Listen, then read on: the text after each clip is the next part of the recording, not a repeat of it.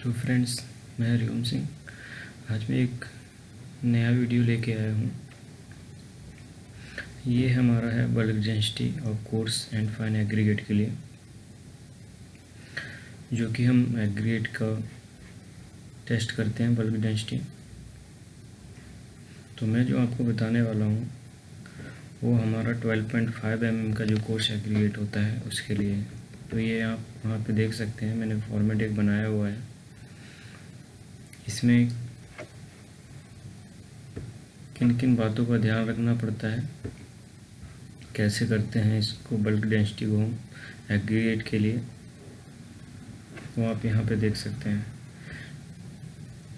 यहाँ पे आप लैब जॉब नंबर डाल सकते हैं, अपना RFI नंबर डाल सकते हैं, टाइप ऑफ मटेरियल आपका कौन सा है, 12.5 mm है तो 12.5 कर दीजिए, या जो भी है, जो भी साइज है मटेरियल का। यहाँ पे सोर्स ऑफ मटेरियल आ जाएगा आपका। ये मैंने अपने जो प्रोजेक्ट था उसके हिसाब से बनाया हुआ है, आप भी अपने प्रोजेक्ट के हिसाब से इसको डिज़ाइन कर सकते हैं।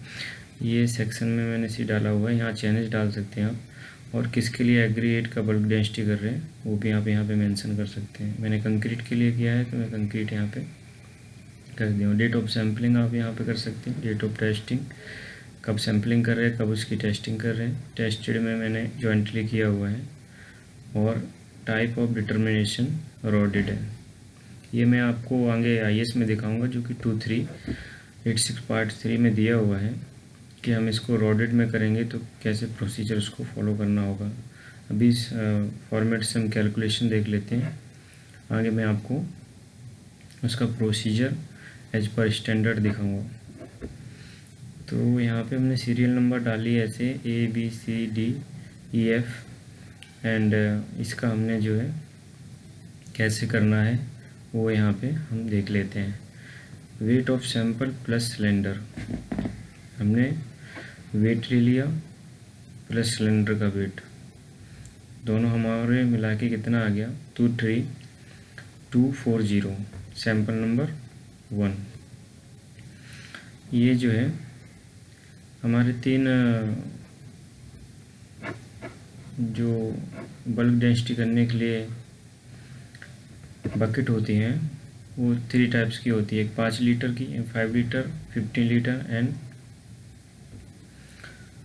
30 लीटर। ठीक है, तो यहाँ पे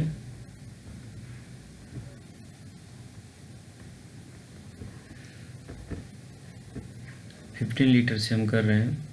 अब इसमें वेट ऑफ एम्प्टी सिलेंडर का हमने वेट लिया तो इतना आ गया 9052।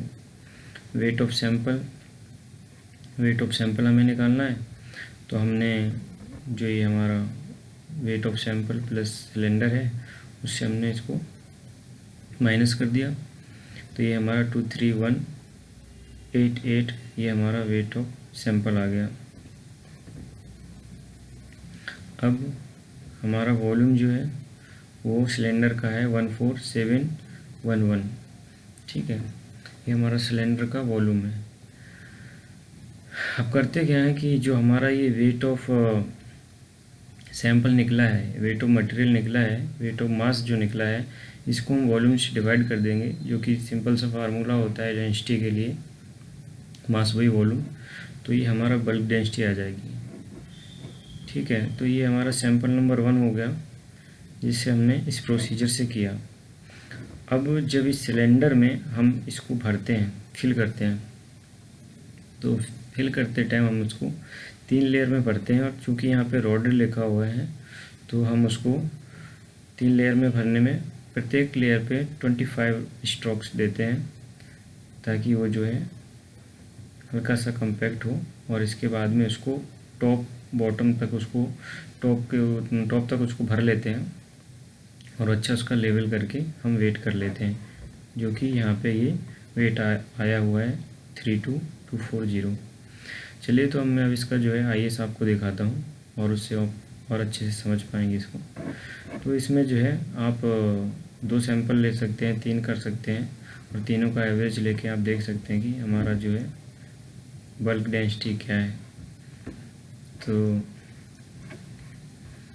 ये हमारा आ चुका है, ये IS है 2386 पार्ट 3।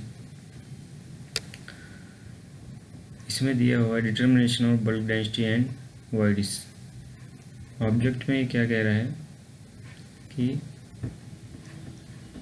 ये इसका ऑब्जेक्ट दिया हुआ है, इसमें ये कह रहा है this method of test cover the procedure for determining unit weight और bulk density and void of aggregate. यानी कि हमें यूनिट वेट चाहिए तो हम बल्क डेंसिटी से निकाल सकते हैं, और aggregate and wides of aggregates, और जो इसमें वाइड्स हैं एग्रीगेट में वो भी।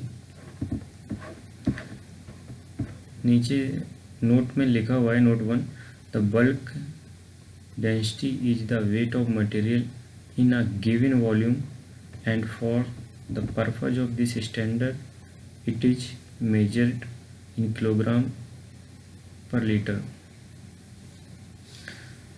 जो मेजर करते हैं स्टैंडर्ड से वो हमारा किस में आता है, किलोग्राम पर लीटर में आता है। The bulk density of an aggregate is affected by several factors including the amount of moisture percent and the amount of unit introduced in filling the measures. Note 2 में it is emphasized that this is a laboratory test intended for comparing properties of different aggregates. It is not generally suitable for use a basis of quoting mixed design conversion factor। ठीक है, आगे दिया हुआ है note 3 में, considerably more compactive effect is used to determine the unregulatory number than 2386 part 1 then in the test, hence the value of bulk density and voids of different। ये सारे इसके नोट्स दिए हुए हैं। अब ऑपरेटर्स की बात कर लेते हैं। 3.2 ऑपरेटर्स, इसमें हमें क्या चाहिए, जब हम इसको बल्क डेंसिटी टेस्ट को करेंगे तो हमें एक बैलेंस चाहिए। बैलेंस कैसा होना चाहिए, a balance sensitive to 0.5% of weight of the sample to be weighted. 0.5 का सेंसिटिव परसेंट का वेट का होना चाहिए, क्योंकि अलग अलग बैलेंस में अलग अलग एक रेशियो होती है, 0.1 0.01। इसमें हमारा कितने का चाहिए, 0.5 का। बी में क्या है, सिलेंडर मेटल मेजर। इसमें जो है हमें सिलेंडर चाहिए, the measure shall preferred be machine to accurate internal dimension and shall be provided with the handles. It shall also be watertight and of sufficient rigidity to retain its from under rough usage and should be protected against corrosion। Cylinder के बारे में लिखा हुआ कि cylinder का जो टल है वो मेजर कैसा होना चाहिए। आगे ये जो दिया हुआ है ये बहुत ज़रूरी है, ये पता भी होना चाहिए। The measure shall be of 3, 15 और 30 लीटर कैपेसिटी। ये जो हमारी बकेट होती है वो 3 litre, 15 litre and 30 litre capacity की होती है, क्योंकि हम एग्रीगेट का जो साइज होता है उसके हिसाब से करते हैं कि कोर्स है या फाइन है। According to the maximum nominal size of coarsest particles of aggregate and shall comply with the requirements given in table 1। नीचे टेबल दिया है 1, उसमें मेंशन है। सी में क्या दिया हुआ है, टैंपिंग रोड। अब जो जिससे हम, क्योंकि हमने ये रोडेड किया है, यहाँ पे ये आप देख सकते हैं ये रोडेड मेथड से किया है, तो इसमें टैंपिंग रोड एक straight metal tamping road of cylinder cross section 16 mm in diameter and 60 cm long rounded at 1 inch, यानी 16 mm का उसका डाया होना चाहिए और 60 सेंटीमीटर लंबाई होनी चाहिए।